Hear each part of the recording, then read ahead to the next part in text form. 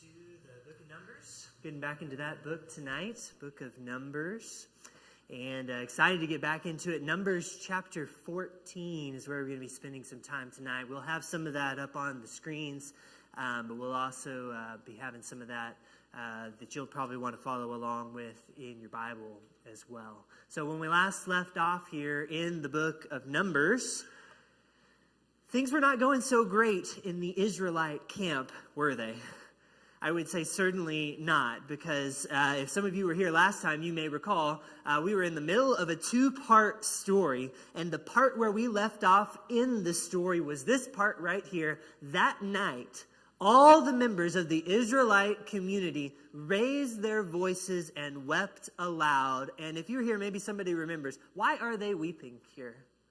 What's going on here that has left them in this state here? Anybody recall?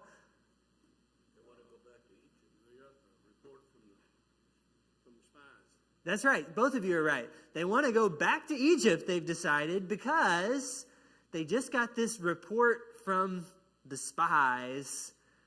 What did they learn exactly?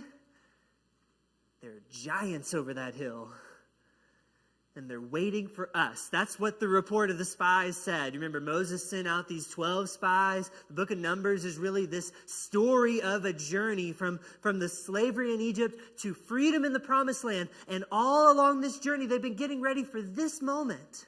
Now they're on the threshold of crossing into the promised land. It's all been leading up to here. So now the question is, what are we going to do when we get into that promised land? How are we going to take over these peoples and settle in the land that God has promised us? So Moses, as God commanded, sends out some spies into the camps, into the land. All over the place they go.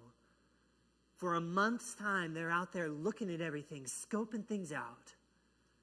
And they come back again. And one of those spies, this is Caleb. We talked about him last time. He says, we should go up and take possession of the land. We can certainly do it. But nearly all of the other ones say, no way. We cannot do that. No way. There's giants up there. We saw the people who live up there. They will destroy us. We saw their cities and their armies. They are bigger and they are better than anything that we've got. We seemed like grasshoppers in our own eyes. And we looked the same to them. And that is the last verse of chapter 13 where we left off. That is the last thing that is said before chapter 14, where we find that night all the members of the community raising their voices, weeping aloud. And this turns out to be the most pivotal moment in the whole book of Numbers. You could argue one of the most pivotal moments of all in all of this wandering in the wilderness. It happens right here. Because this is the moment where Israel gets to decide if they're going to have faith or not. Is a pivotal moment. Very often when I have a chance to preach on this story, and I really like to preach on it, I like to go a certain direction with this part of the story because I feel as though this is like the textbook example of what not to do when you're in one of those pivotal moments in your life, when stress is piling up and the anxiety levels are rising and you've got big decisions to make and you're not sure what's going to happen. If you want to know what not to do, it's great to look at this story because basically all of the things that they do are the things you're not supposed to do, but they're the things that our natural tendencies usually tell us to do when we face moments of trial. The Israelites get very reactive to this situation. They're not taking time to think about it. That thing that God has blessed us with, this ability to stop and think and pause and reason, that whole thing gets shut off. It's fight or flight. And that's what anxiousness can do. They get very defensive if you're following along in the Bible. It's anybody's fault but ours that we're in this situation. It's probably God's fault. God has led us all the way here to die in the wilderness. That's what they say in verse 3. It's definitely Moses' fault. Why did we trust him anyway? They're picking up stones in verse 10 to stone Moses. It's anybody's fault but ours. And so let's find a solution to get ourselves out of this mess. They don't take time to think. They just say, we're just going to go back. It's the easiest way to not be in this moment of tension anymore. Just go back to Egypt. You know, the trouble we know, worse than the trouble we don't know up ahead. And all of this really stems from this mindset. In this moment of fear and doubt, they get stuck in this fixated mindset on the worst possible scenarios. We see this come out in the first few verses. They say, our wives and our children are going to be taken as plunder. They've already decided that the battle is completely lost. They've already decided their families are going to be carried off by these enemies. Just like the spies who brought the report, the whole people of Israel are jumping to the worst possible conclusion. It's all they can think about. And as we talked about last time, once you get your mind set on something, it's really hard to change it. It's hard to change your mind.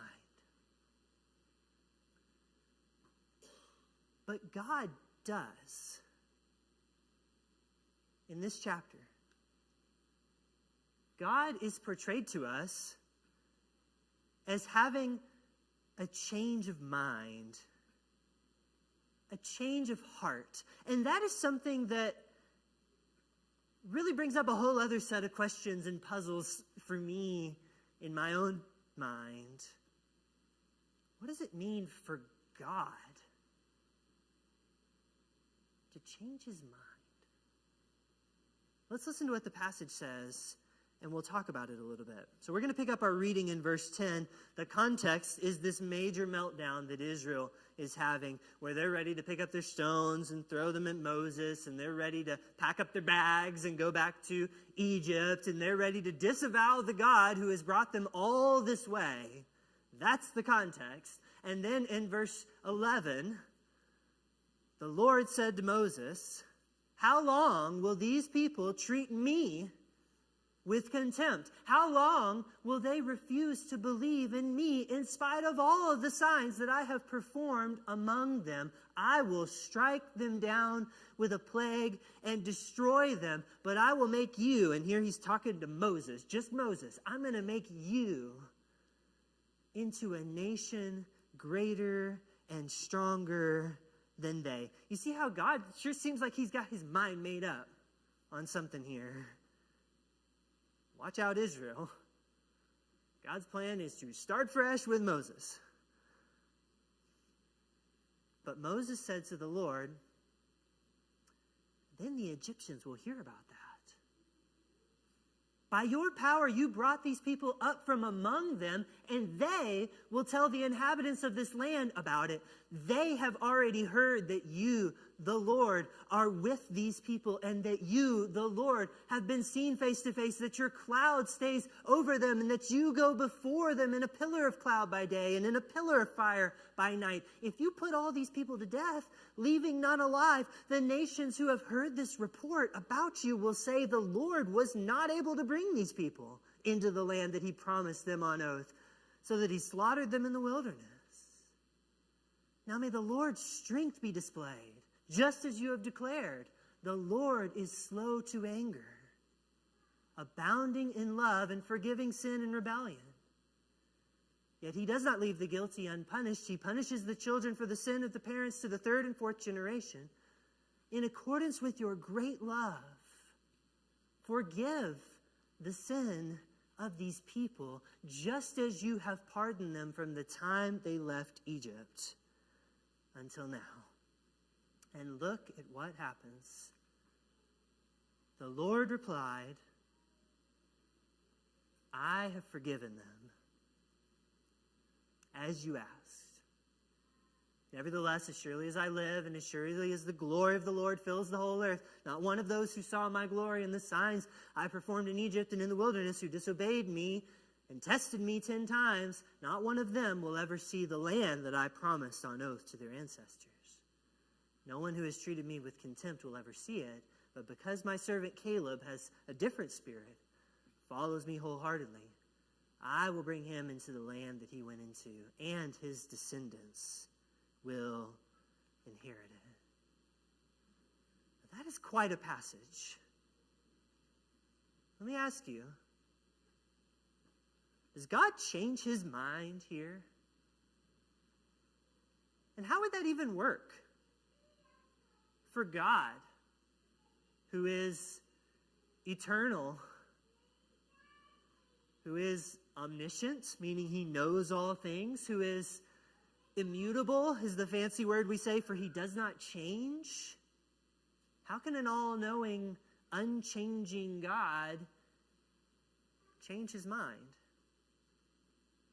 Like, isn't that one of the major differences between God in heaven and all of us here down on earth? We change our minds about so many things. Think about the songs we sang tonight. Many of them honored God for his changelessness. My hope is built on nothing less than Jesus' blood and righteousness. That is our anchor. That's what that song says. On Christ, the solid rock, I stand. All other ground is sinking sand. One of the lines in that song, I rest on his unchanging grace. Hold to his hand, to God's unchanging hands. Time is filled with swift transitions, not of earth, will not stand. We put our hope on things eternal, it says, drawing a contrast from the ever-changing swift transitions of this world and the changeless God we believe in. So what do we make of something like this, then? Does God change his mind? Was he really going to do it? Start over with Moses? Get rid of all the Israelites? What do you think? It's okay if you answer, yeah. He changed his mind before a couple of times. Okay. When the plague and they had to look on the snake. Yeah. On the snake is pole to be saved. And another time, I forgot, there was another occasion where he was going to destroy the earth, I think. No, when he was going to destroy the Israelites and Moses intervened. Yeah. At least three times. Okay. So maybe this is not the only time that we see this sort of thing happening with God. You had something, and then Walter? No, I had Same thing? Same thing? Yeah. Walter? Well, he says, I will strike them down with the plague and destroy them. That's actually what happened to everybody over 20. Yeah. You know, so that really In the end, he really, each of them doesn't. 20 Yeah. died. He said later, they won't go into the promised land. Mm-hmm. Mm-hmm. What do y'all think? That part's Yeah, there's still a pretty severe consequence that happens anyway, and he's not gonna go with them into the promised land. One thing about the notes, though, is that that's a great idea. Yeah. Been through it, because he hasn't said, and we have to record this happened 3 different times. We have other examples of God's mind being changed. And how many times did Abraham talk God down on how many people were going to have to be in Sodom to be destroyed, righteousness to be destroyed? Right. Over and over again, he changes God's mind of what's going to take. So, Yeah. He certainly gives us a chance to do it. Yeah. Good. So first of all, if you're Moses, maybe you might be like, okay, sounds all right. Go 2 chapters later, I think he'd really be saying, okay, sounds all right. We'll get there in the book of Numbers. And yeah, maybe this is not the only time that we see this thing happening. In fact, yes.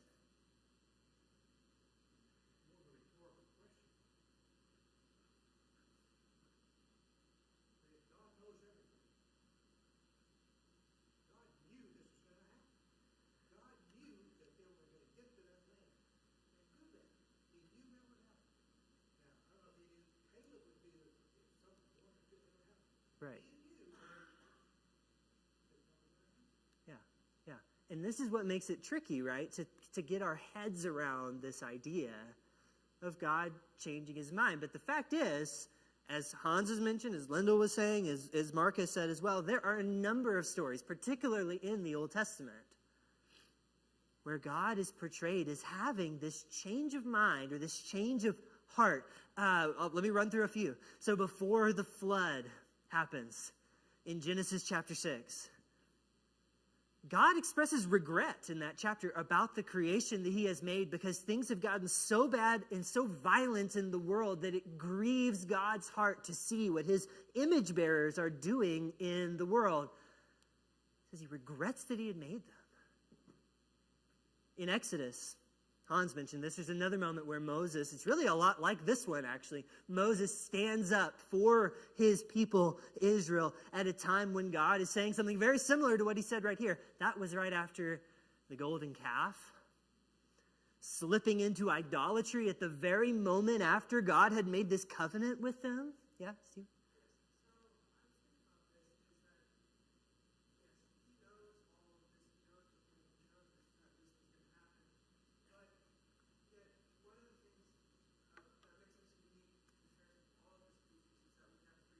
Yeah. And so, although he knew that the people of Israel wanted to go back to Egypt, that they were going to be scared, it was like he gave us a choice still, that free will. Yeah. That's a very good point that, perhaps there's something to do with God's behavior here that is responsive to, permissive of our freedom to choose. And at times, God does give that freedom. At times it tests him. That's one of the things he says here is that Israel has tested me 10 times, is what he says. The idolatry at the golden calf was one of those. The example of King Ahab is an interesting one. He gave more than a few reasons for God to do away with him. And so God said, that's it, Ahab. You know what? Ahab sincerely repented.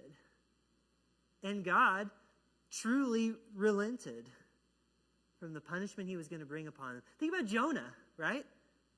The whole reason Jonah did not want to go to Nineveh is because he believed it was a real possibility that God was going to change his mind even after he had said, that's it to the Ninevites. And the Ninevites were Jonah's enemy, and he wasn't too sad about them facing God's wrath.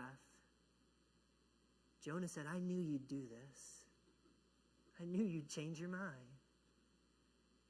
And Abraham, Mark mentioned Abraham. If there's just 50 righteous people in Sodom, would you spare that city, Lord? If there's just 40, 30, 20, 10? And God keeps showing his willingness to change his mind. So we have this happening all throughout the Old Testament. But it's also true that it's hard for us to get our heads around what that would actually be like. And I think even the Bible itself sort of expresses that this is hard to fully grasp. Probably the best example I know of is in 1 Samuel chapter 15. This is one of those moments where it's one of those moments where God has finally had the last straw with King Saul, the first appointed king of the people of Israel. And this is the moment in 1 Samuel chapter 15 when the kingship is taken away from him. The very next chapter, Samuel is going to go off and anoint a young boy named David to be the next king. And at the end of chapter 15, Saul is saying, please don't do this to Samuel. And what does Samuel say? He said, he who is the glory of Israel, he's talking about the Lord, does not lie or change his mind. For he is not a human being that he should change his mind. And in the very same chapter, just 20 verses prior, just about, the Lord has just finished saying to Samuel, I regret that I have made Saul the king because he's turned away from me and has not carried out my instructions. In some ways, I'm glad that those two verses are in the very same chapter, because it goes to show that there's something deep going on here with God. Like on a deep level, there's something vast and complex and mysterious and beyond our ability to fully comprehend about his mind, about his ways. Why shouldn't there be something like that with God? For his thoughts are not our thoughts. His ways are not our ways. We just read that from Isaiah. And so this whole deal of God changing his mind in all these stories whatever we may say about it, or however we understand what it's like for an eternal God and all-knowing God to do that, I don't think that it should by any means lessen our trust or our conviction that he is, in fact, a changeless God who knows. It would be much better to let these stories remind us of some important things about God. One of those things is there are limits to our full understanding of his vastness. There's only so much we can do in human words and in human minds. His ways really are higher than our ways. His thoughts really are higher than our thoughts. Human stories and human emotions, that's what you need if you're going to communicate with humans. God works with that to show himself to us. Give us what we need. Jesus told parables to try to talk about the unfathomable mysteries of heaven. He would talk about farmers and parents, fishermen and trees and stuff like that. Those earthly things were just a picture to help understand the Lord. Scripture is full of things like that. Jesus even tells us that God sometimes would accommodate our limits of understanding and our hardness of heart. There's a particular moment in Matthew chapter 19 where the Pharisees are arguing with Jesus about these specific certificates that Moses prescribed in the law if you were getting a divorce. And Jesus said that was because of the hardness of your heart that God said it that way. That was God trying to work with what you are, unable to fully grasp his ways. But God does that. He works with our capacity to fathom him. I wonder if these stories of God being talked down by Moses and allowing Moses to seem like he's changing his mind, I wonder if it's not like that in some way. Stories like these in Numbers 14, they teach us lessons that we have to learn about God in order to have a deep and lasting and obedient and abiding relationship with him. And this moment where God is wrestling with what to do, it draws out these lessons we need to learn. Like, for example, you read a story like this one and you can't walk away with this thinking that our actions are trivial or just, anything goes and obedience is optional. You can't read a story like this and think that obedience to God is of little consequence and it doesn't really make a difference.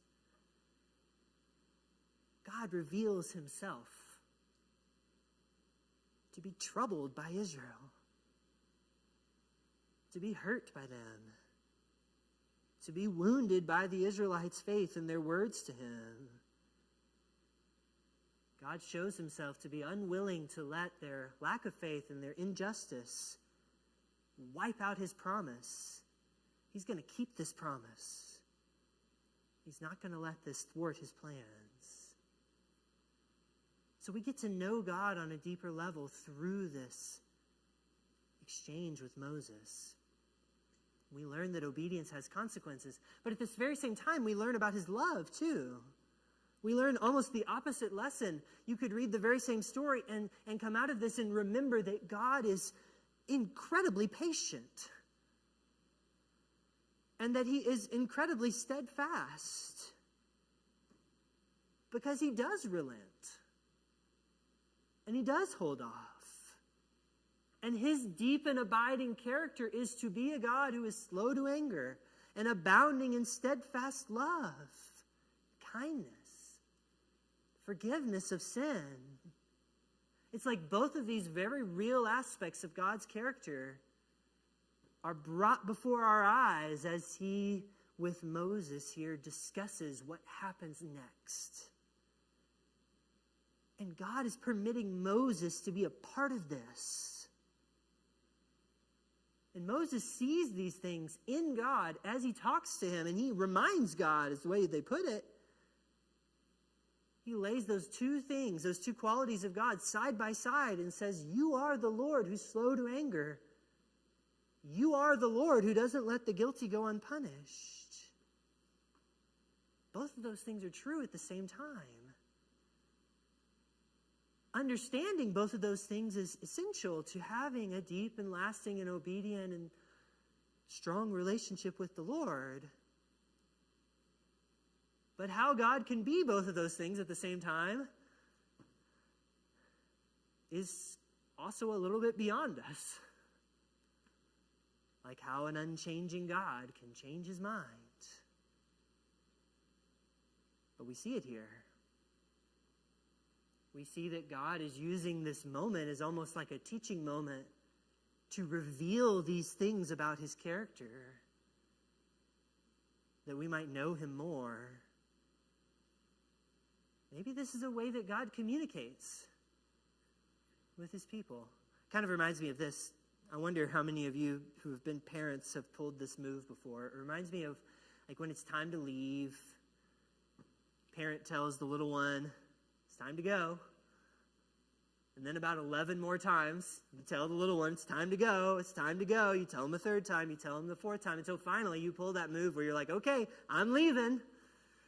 And you start packing up the bags, right? You open the door. You go out the door. I'm leaving.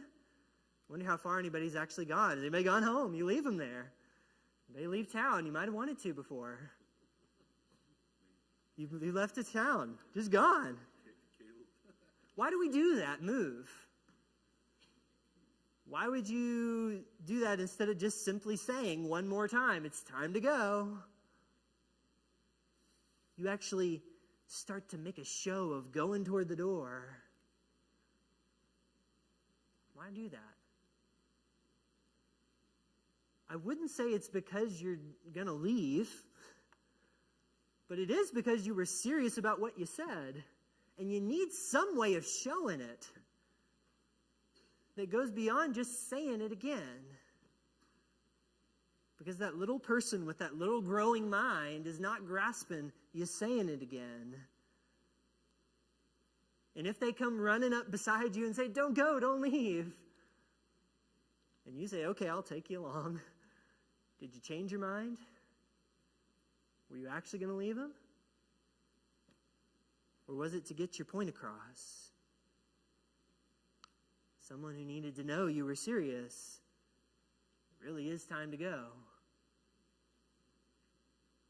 I wonder, could God be teaching a lesson like a parent teaches a child? Finding a way to show what we need to know when just saying it's not enough. I don't know. I don't think it ever says God changed his mind in those situations. Correct me if I'm wrong, but I don't think so. But in all those situations, God gave an opportunity for repentance. He gave an opportunity for the people to change. Right. And so maybe instead of God changing his mind, he had already given an opportunity for people to change their mind and repent. Right. So God's dilemma, talking through what he's going to do next and maybe doing it or not doing it, is really an opportunity for them to change their minds. It's really kind of what I'm trying to say too. That God is taking these moments and using them as an opportunity to show his character and teach those who would listen to turn to him. And if God is using these moments to teach a lesson, one thing I would say is that if Moses is the child absorbing this lesson, he sure does seem to get it. Because what he does here, and what very often happens in moments like this, think about Abraham. Think about the other times that Moses does this. What Moses does at this moment is he leans into God's character, remembers who he is at his core, and speaks to him with honest, earnest prayer. And that is pretty much the exact opposite of what Israel did at the beginning of the chapter when they were doing all those knee-jerk reactions and they were so quick to blame God for everything that had gone wrong and they were just ready to pack their bags and leave at the first sign of trouble.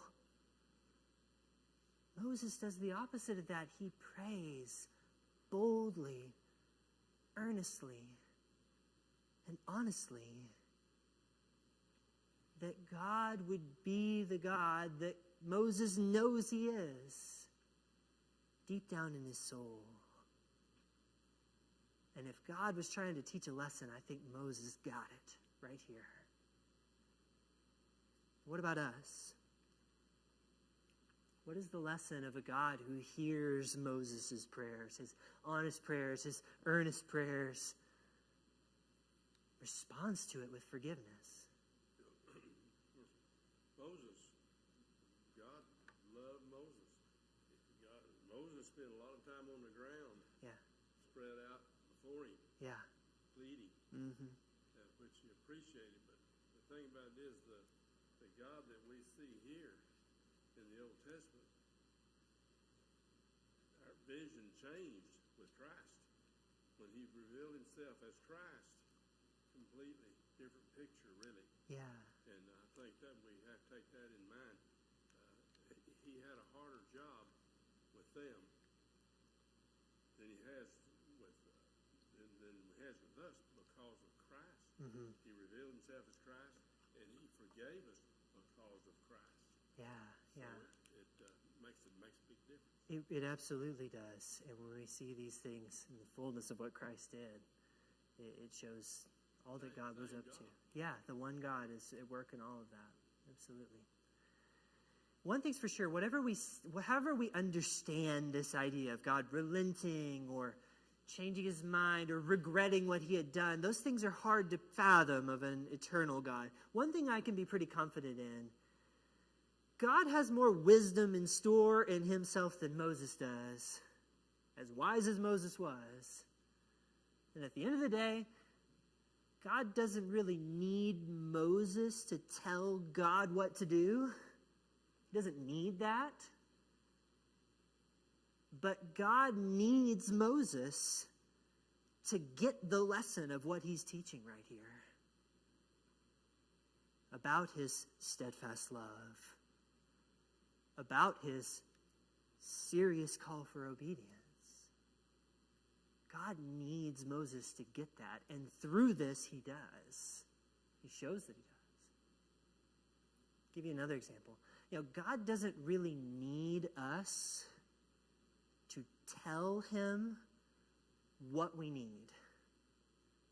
As if we need to let him know, and he's like, oh yeah, I didn't realize that. They need that. God doesn't really need us to tell him those things, but he does need us. He needs us to be prayerful.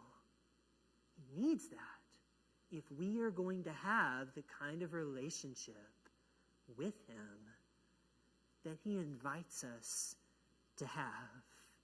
And so God shows time and time again that he will hear our prayers and even respond to our prayers. The God of the universe responding to our prayers. I don't think he needed our wisdom. But for us to know him like he wants us to know him, he needs us to learn how to go to him. Maybe there's something like that happening here. God has a plan. God has a plan. Yeah. He didn't change his mind on that. Yeah. That plan, his plan, those people were going to go to the promised land. It may not have been that group of people, but his people were going to have that land. Yeah. Yeah. There would be things happen all through the journey to get to them. Yeah. But the plan never changed. Mm-hmm. It was Mm-hmm. to take that land.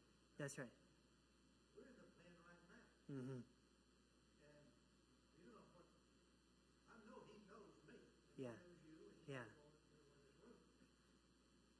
His plan is to someday come back. Mm-hmm. That's right. And we're in there. The plan's not going to change. It hasn't changed since it started. That's right.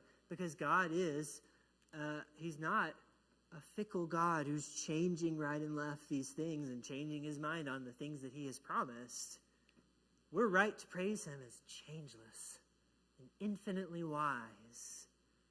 In some ways, it is exactly because he is changeless and infinitely wise that he knows how to relate to us in the ways that we need him to, so that we can learn who he is and learn just how willing he is to forgive if we will bend our lives toward his mercy. That's what I take from a story like this one. Maybe you need to take something from this story tonight. I hope that we can be encouraged through what we think about with God here, that although he is infinite and all-knowing and all-wise, he still invites us in to speak to him, to come to him and bring to him things that he already knows we need, but that we might learn the kind of God he is. He says, come to me with these things. And he is also a God of incredible grace. And if somebody's ready tonight to respond to that grace and be washed clean of your sins, there would be no better way to respond to the wisdom of our changeless God than to experience his salvation today. However he might be called or challenged, let's take this moment now and respond as we stand and sing.